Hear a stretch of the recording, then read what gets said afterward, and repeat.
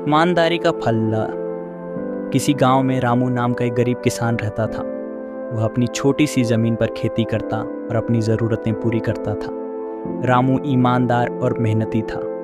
एक दिन रामू खेत जोतते समय थक कर पेड़ की छांव में आराम करने बैठा। अचानक उसकी नज़र ज़मीन में चमकती हुई किसी चीज़ पर पड़ी। जब उसने पास जाकर देखा तो वह एक सोने का सिक्का था। रामू ने उसे उठाया और सोचा, यह सिक्का मेरा नहीं है, इसे गांव के मुखिया को देना चाहिए। रामू सिक्का लेकर मुखिया के पास गया और पूरी बात बताई। मुखिया ने उसकी ईमानदारी से प्रभावित होकर उसे पुरस्कृत करने का निर्णय लिया। उसने रामू को 10 सोने के सिक्के दिए और कहा, तुम जैसे ईमानदार व्यक्ति समाज के लिए आदर्श हो। रामू बहुत खुश हुआ। उसने वह धन सही कार्यों में लगाया और अपनी मेहनत से अपनी स्थिति सुधार ली। शिक्षा।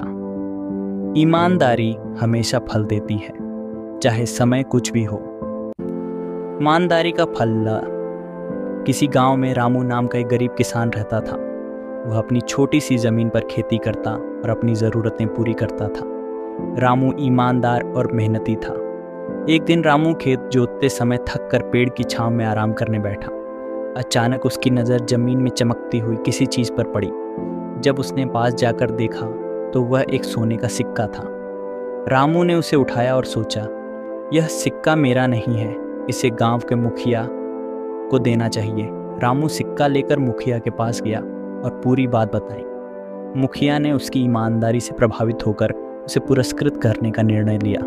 उसने रामू को 10 सोने के सिक्के दिए और कहा, तुम जैसे ईमानदार व्यक्ति समाज के लिए आदर्श हो।